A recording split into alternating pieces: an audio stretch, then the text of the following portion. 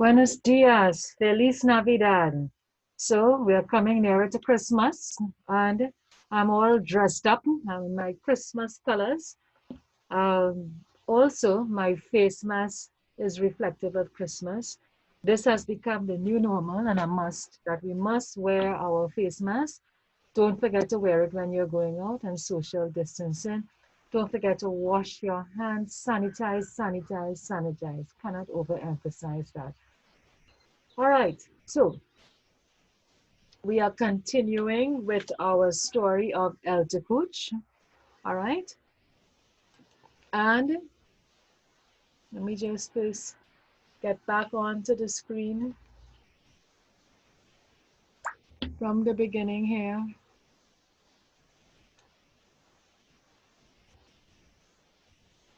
Now, as you learned from the last lesson, El Tucuche is our second highest mountain in Trinidad, and also it is also viewed as a very sacred mountain, all right, by the Amerindians.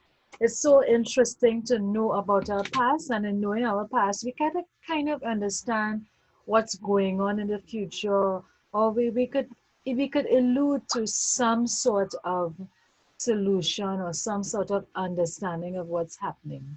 All right.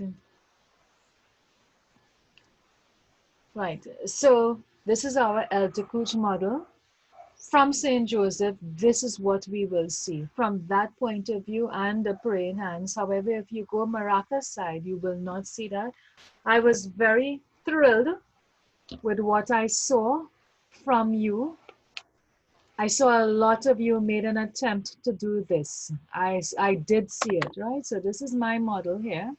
And here you can see also my praying hand and El Tucuche. But if you go to Maraca's side, you will mostly see this side and you will not see El Tucuche. All right?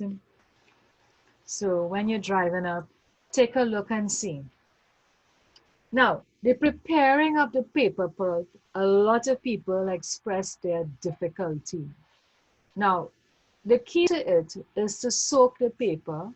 And when you soak the paper, you assist it by tearing up into bits and pieces to get the fibers. What you also do, so what I did, I soaked my paper for like about 3 days. And then after, I, using my hands, I stripped it even further so I could get it fibery like, and then I strained out that water. Strain it, strain it, strain it. There's a lot of work, but it's rewarding in the end.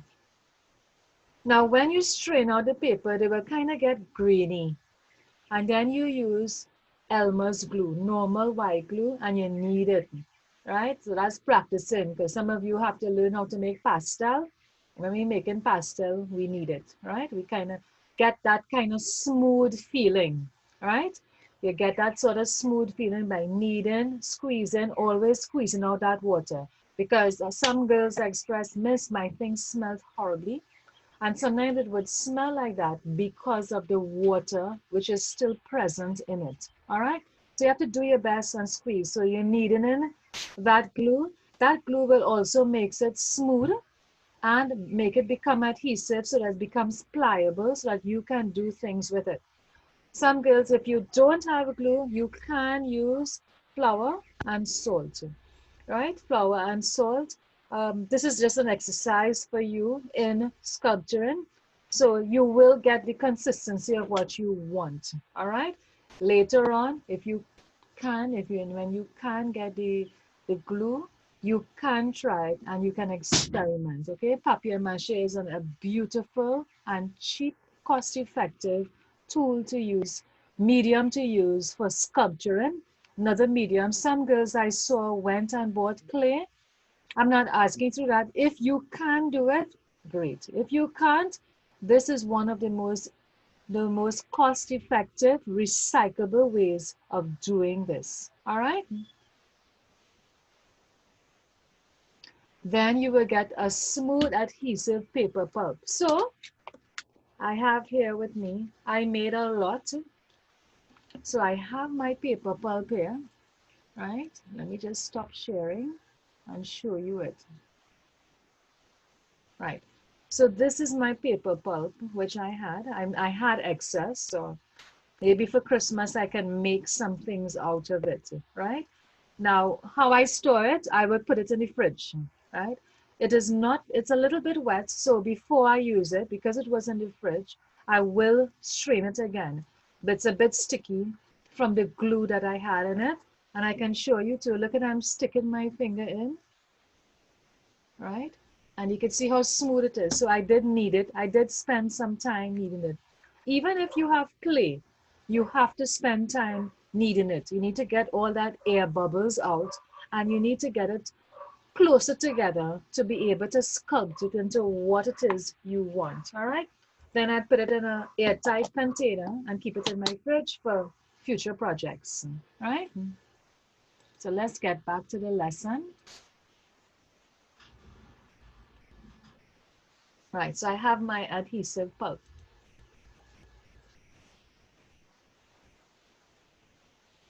Okay, so we are looking at the story of El Tucuche. What's unique about El Tucuche, besides it being a sacred place for the Amerindians, it is also a favorite place for scientists. Now, scientists, they have been studying what's happening to our frogs, and frogs are becoming endangered. The golden tree frog is unique in that it is found in Trinidad and it is only found in the high altitudes of Trinidad. The golden tree frog is only 3 centimeters long. It's very small, right? So if you look at 3 centimeters, it's a small frog. But the scientists, they actually go to El Tucuche. There's also the golden tree frog can be found in Margarita, right? There are few places you can find the golden tree frog. Now, looking at the golden tree frog, it has very unique and distinctive features. So it's a light brown, right? It has these yellow lines that run alongside its body, around the eyes, and these dark brown markings. All right. So bearing that in mind, this is what we're going to sculpt next. Some of you say, Miss, a frog? No. A frog is an indicator. So why scientists look at it? The frogs have been dying, and the frogs have been dying because of climate change, rising temperatures.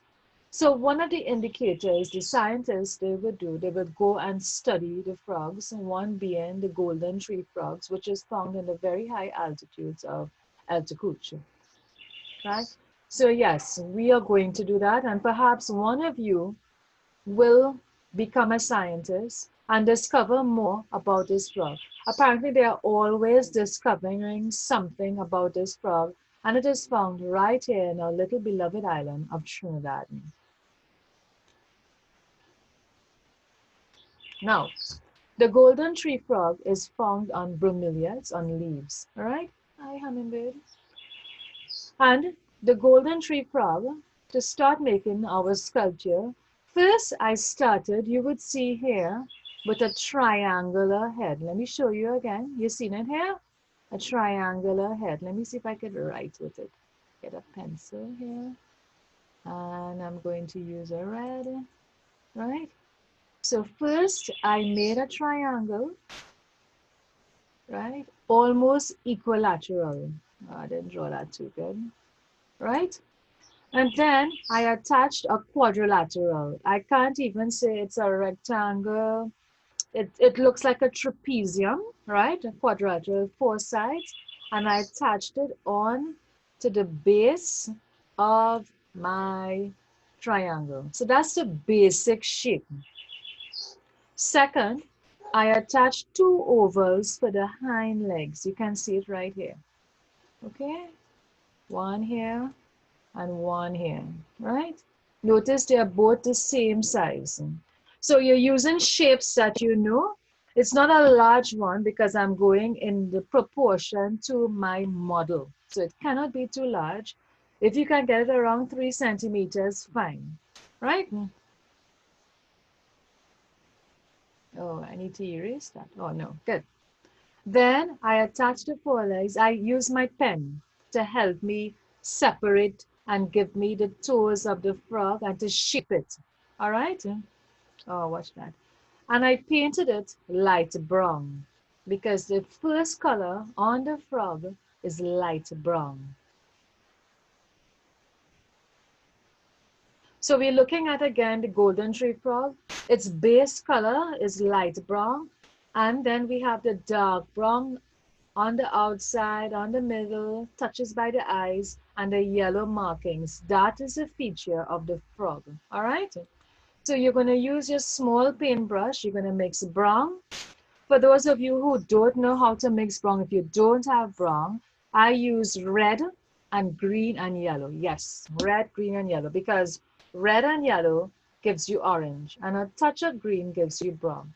And depending on the tone you want, you can add white, which will give you the light brown, which I was able to paint on it. Or if you continue mixing with the dark green, you will get the dark brown touches, and I put my yellow markings. Okay? So you do your best. Notice too how the pen played an important part in separating that sculpture to give me the little toes of the frog. All right? You can also use it to just shape the body of the frog. Right? Right. Now I kept it on my green piece of paper and I put a straw behind it because I need the straw to be able to thread it. Okay? So let me just show you it here. Ah, so this is the straw, and I put a little piece of the green. This is my frog, right? Notice how small it is as well. Right. So by putting in the straw, I was able to bead it. I added some beads. If you have beads, you could use beads to lengthen your thing, or you could use straw, whichever you want. Right, so let's go on to the bromeliad. Now the golden tree frog, ooh, I went a little far there. The golden tree frog lives inside the heart of a bromeliad. I'm sure you've seen bromeliads in your home. Lots of plant lovers, they love to get bromeliads. But bromeliads are parasites and they grow on top, they hook themselves onto trees. And the frogs, miraculously, they go to these high, tall trees, right? And they would climb into the bromeliad. Now the bromeliad, water, to get a bromeliad to grow, you have to water the inside of it. So the golden tree frog will go inside there, lay its eggs, and the whole life cycle of the frog will go there. I too love bromeliads. Love, love, love bromeliads. Let me just show you my bromeliad. So this is my bromeliad, right? And you're seeing that centerpiece there, right in there. If I were to go up into El Tucuche to the high elfin woodland, remember we talk about the elfin woodland, you would see a lot of this. Remember El Tucuche, because it's so cold, it has a special woodland called elfin woodland, where the trees are rather short, but it is filled with those bromeliads. And inside of there, we'll have the golden tree frog. All right? And the golden tree frog, that's where it would lay its eggs, which is unique because other frogs, they would lay their eggs in ponds on ground, lower down. But these frogs go all the way up into the mountains, top, into the bromeliads and lay their eggs. All right? That's what it looks like. So you can see the mist from the mountains is very, very cold up there. And the tree, the bromeliad would attach itself onto the tree. And I'm sure you have seen it. I'm sure when you're driving around, you would see it. And if you're up in St. Joseph, right? And if you're close to El Tucuche, you may be lucky to see the golden tree frog there. All right, so now we are going to make the bromeliad. So first, I measured about 10 centimeters, drew a line, and I painted in lines my um, my leaves, which I use green and yellow, because you can see from the leaf that the plant I just showed you, it was kind of light green, a bit yellow, right? Then I cut it in a zigzag shape, right? Leaving space below here, right? At the bottom of it, I apply glue. For the simple reason, when you start to roll it, I want the glue to stick together to give me that radial look, right? To give me the illusion of the bromeliad and the center for where my frog is going to lay its eggs, and it's a home for my frog. All right, so that was one string. Let me just show you. Let me stop and share. Right, so before we go on to this one, so I thread my string. So this is my Tucuche on top of here. I thread it, right? I use my beads. I had some beads there. I had an old chain that burst, beads. And here I have my frog on my leaf. I use a straw and I covered it in the back there. And here is my bromeliad. And I use a bead at the bottom, right? So that's what my first one. So now we are going on to the second one, right? Let me see if I take it back if you see it better. Yeah. So now we are going on to this, the feathers. I made my feathers. If you have feathers, you can use feathers. If you don't have, you can make. I use my chain, a broken chain that I had to make the links. And we're going to talk about Caurita's carving.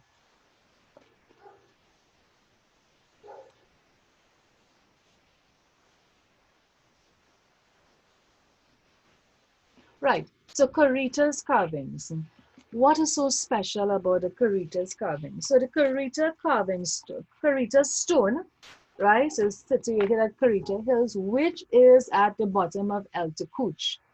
It is said that the Amerindians revered that area. I told you El Tucuche is a sacred mountain, and one of the sacred stones there and relics of the Amerindians with this stone.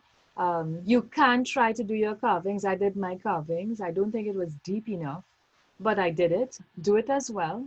And then I painted it over in brown. Right? So let me show you what mine look like. This is my own, right? You can see the little spaces left there. Right? So I did it the same time I did my frog. So the Caurita carvings are the drawings of the Amerindians. And that's a big thing for archaeologists because they are able to look at it, to study it, see how man existed many, many years ago. And what I love about history, when you look at your history, you will be able to understand your present. All right?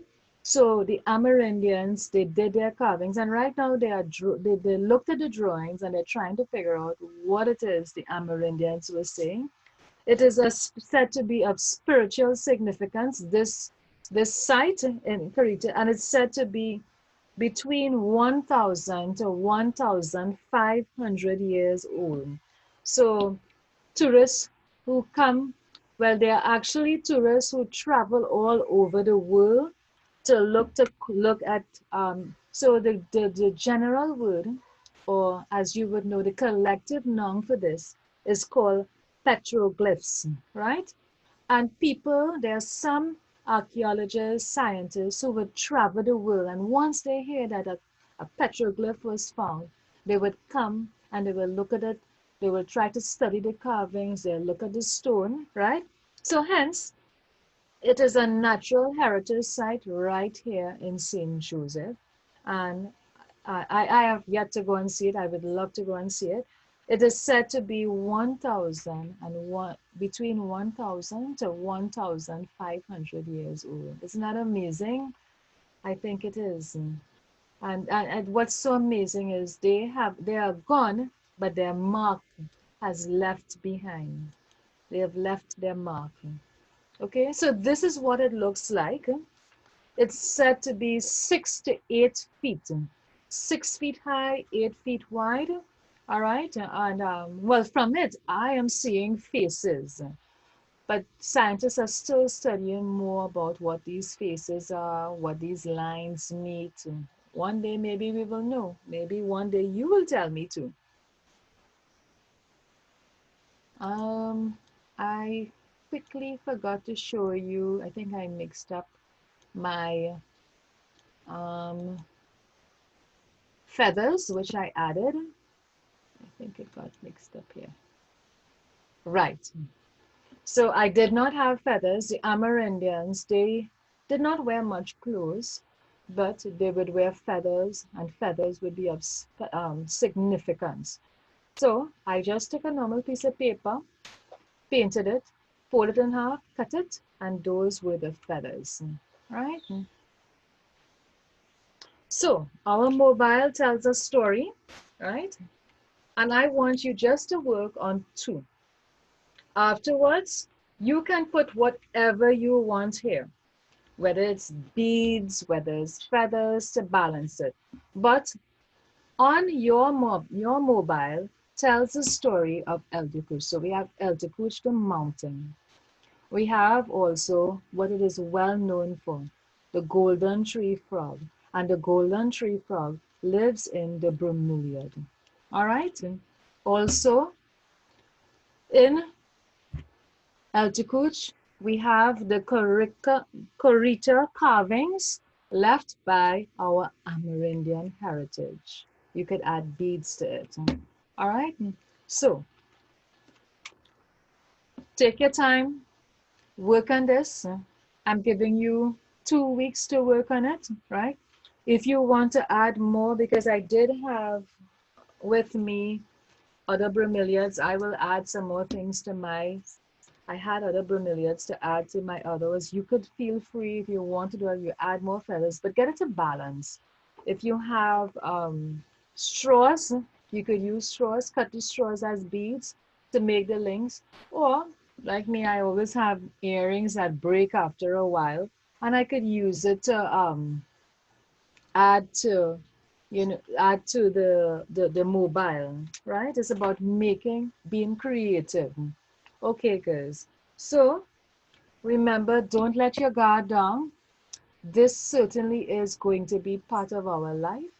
You must wear your face mask when you're leaving, when you're going out in public, social distancing. Wash your hands. Don't forget to wash your hands. Also, be very careful with your items that you buy. Don't forget to wash it. Don't forget to wipe it. Don't forget to sterilize it. Your feet, don't forget to clean it. Dust your feet properly wherever you go. All right? Safe practices. And remember, what is good for me is good for you. So when you do this, we are helping each other. All right? Adios.